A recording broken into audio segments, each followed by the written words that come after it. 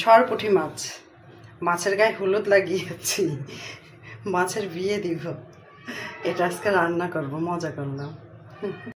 এগুলা সরপুঁটি মাছ, এগুলা আমি আজকে রান্না করব।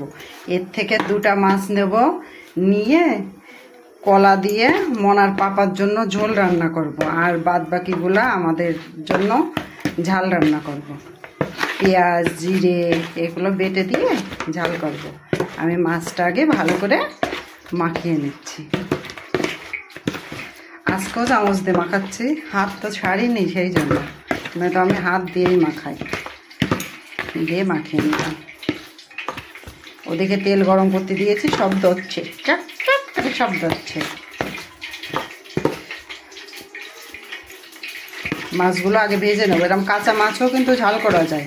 এর ভিতর জিরে বাটা সর্ষে বাটা দিয়ে কাঁচামরিচ বাটা হাতে মেখে নিয়ে সুন্দর করে করা যায়। আজকে কাঁচামরিচ বাটা হয়নি, আমি মনিকে দিয়ে বাটাইছি, তো এই জন্য। তেল গরম করতে দিয়েছি, তেল চ্যাক চ্যাক করে ফুটছে। এই মাছটা দিয়ে দিই। এই যে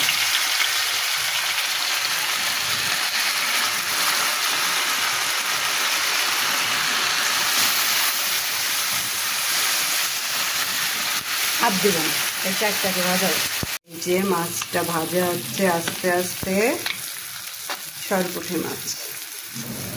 এখানে আমি কালো জিরা আর জিরা দিয়ে দিলাম। হ্যাঁ, এটা আমি এই যে কলা দিয়ে আর দুটো পুঁটি মাছ দিয়ে মনার পাপার জন্য ঝোল করছি। এটা আমি খাবো তো।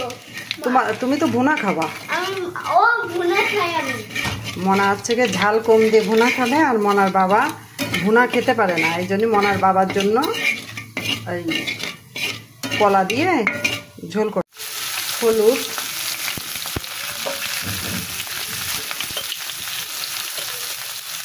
লবণ,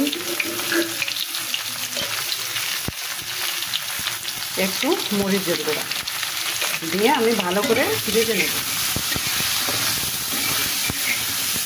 আমি কাঁচামরিচ দিয়ে দিলাম। একটা ভুল মানুষের হাতে আমি রাইখাছিলাম হাত,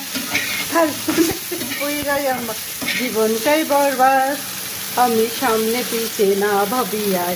জল দিয়ে দিলাম এবার। হ্যাঁ, কি করিলাম, নিজের পায়ে নিজেই আমি কুড়াল মারিলাম। এই যে আমার জল দেওয়া হয়ে, আমার কলার ঝোলটা জাল হয়ে গেছে। আমি এখানে এবার মাছ দিব। আমি এখানে দুইটা পুঁটি মাছ দিয়ে দিলাম। দুইটাই দেবো, শুধু মনার বাবা খাবে তাই, আর আমাদের তো ঝাল করবো। এর ভিতর যে কাঁচামরিচ গুলো দিয়েছিলাম সেগুলো সব এই দেখেন তুলে নিয়েছি, নিয়ে একটু চালের গুঁড়া দিয়েছি, দিয়ে এখানে দিয়ে দিলাম। দাঁত উঠছে? দাঁত উঠছে না, দাঁত হচ্ছে। ও আচ্ছা, তাই তো ভালো। তো তাড়াতাড়ি দাঁত উঠে যাচ্ছে মনার। আমার রান্নাটা হয়ে গেল। হ্যাঁ, এবার একটু উতল আসবে, আবার রান্নাটা হয়ে যাবে। এখানে আমি একটু জিরের গুঁড়ো আর ধনের গুঁড়ো দিয়ে দিলাম। এবার নাড়াচাড়া করে নিলাম একটু। রান্নাটা আমার হয়ে গেল। কলা দিয়ে পুঁটি মাছ দিয়ে এই যে পাতলা ঝোল। এখানে কিন্তু পেঁয়াজ রসুন ব্যবহার করা নেই, শুধু জিরে আর কালো জিরে পোড়া দিয়ে রান্নাটা করে নিলাম।